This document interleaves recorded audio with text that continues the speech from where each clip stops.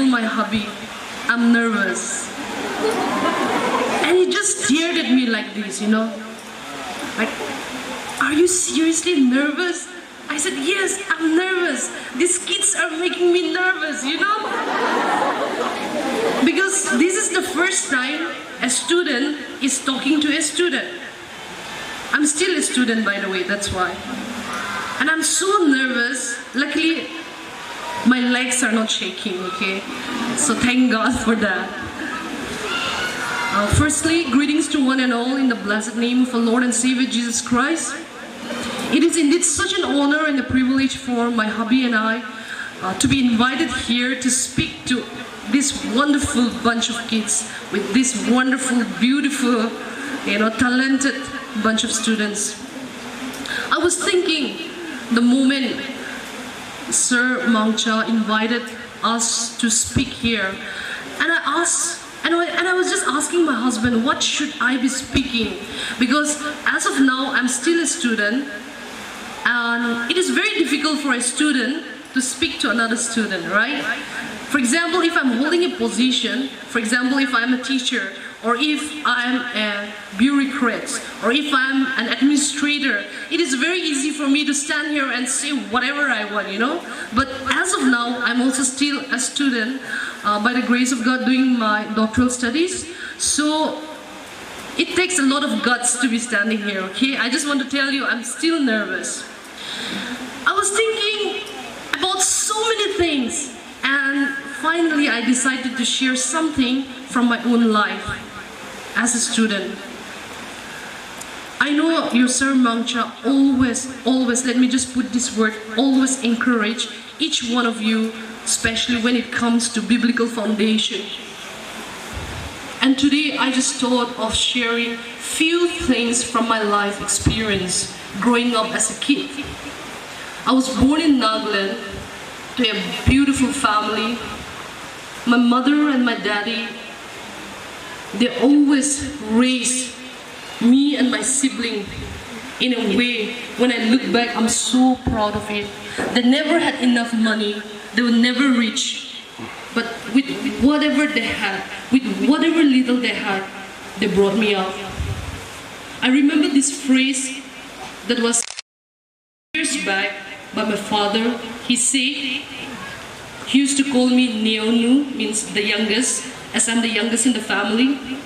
My daddy said, Neonu, I want to tell you this truth about your mom and dad, about me and my wife, so to say.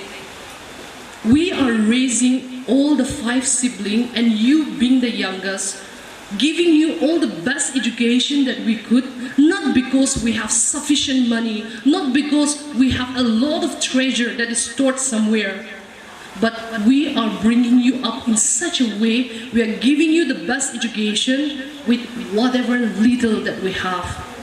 Epa wa say angay zepe.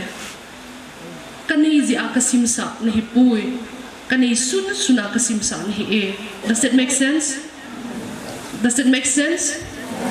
And I started pondering upon this phrase. It became my foundation as a student. It challenged me so much to do well in life that my parents were literally meeting, we were just raised in such a way. We never had all the, now you guys are very privileged, I would like to say. You guys are very, very privileged. All of you seated here, you're very privileged. You are privileged to go to such a beautiful school, being given you with the best teachers that I could possibly imagine. But I was raised in such an environment where I had to work hard. I was not brought up in a good school where English was the criteria. No, but I worked hard. I started reading the dictionary, I started learning the pronunciation, and I started working hard, keeping in mind the phrase that my daddy had told me. And the only way that I can possibly pay back my parents was to study hard. I studied so hard that my friends literally used to mock at me. The exam is just for 100 marks. Are you studying for 105 marks? they would just literally mock at me. But I just closed my eyes and I just focused on my goal. If my friend studied for 2 hours, I make sure that I study for 4 hours. If my friend studied 6 hours, I make sure that I study 8 hours. And even while I'm bathing, even while I'm in the bathroom, I would be learning vocabularies. You know, last time I shared, I don't know whether you guys remember, I was there in your ground and I shared about my stammering problem. I grew up with this problem. I used to stammer with anything that I say. If there is any word that has more than, that has more than 3 syllables, I would just stammer. I wasn't able to say words like plural, which you might think is so easy for me now. I wasn't able to say words like officer. I wasn't able to say. And in that environment, I grew up with so much of struggle, not even being able to say a sentence properly. I started working so hard on my stammering problem that by the grace of God, I stand here free of stammering problem, and I thank God for that.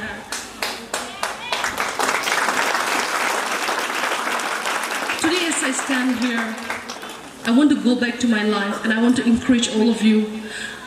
The only thing that I could possibly do for my parents who had sacrificed literally half of their life taking care of me and my sibling was to get a good grade. And by the grace of God, I got academic excellence, and I also got in Nagaland Governor Awards for academic excellency, and I praise God for that. But let me tell you this before you all just start clapping hands. It was not a cup of tea. And I don't know how many of you are willing to work hard today. You may say, I will work hard, but I don't know how many of you are really willing to work hard. It's very easy, right, to just tell your teacher, I will work hard. But I want to encourage and I want to challenge each one of you, because all of you are very mature now. All the kids, they are this side, right? They're learning ABC. We have gone beyond ABC. We're a step ahead of them. And as I stand here, I want all of you to remember this. Your parents, okay, each one of you, they're bringing us up not because they have enough money. They're bringing us up with whatever little they have. They're sacrificing their daily needs just to pay your school fees. They're sacrificing the things that they want to eat. They're sacrificing the things that they want to wear so that you wear the best uniform, that you don't go to the school without shoe, that you be provided with all the needs that you want. So today, as you go back home, I want to encourage all of you to at least say thank you to your parents. If not your parents, to your happy, to your uncle, auntie, to your sisters, to your brothers who is paying for your education. How many of you had said thank you? Can I see your hands? Don't lie, okay? Don't lie. Please don't lie. How many of you has ever expressed your thankfulness to your parents for paying your fees? Let me see your hands. 1, 2, 3, 4, 5, 6. 6? Don't tell me that there's only 6 of you. Please keep your hands down. So actually this is very discouraging, right?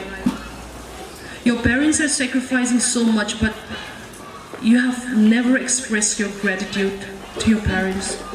Are you sad?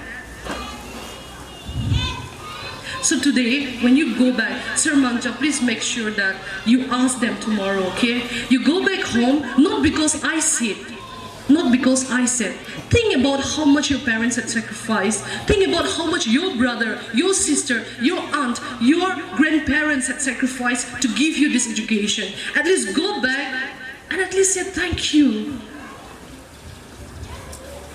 Can you imagine the impact it will have with just that word thank you being said through your mouth?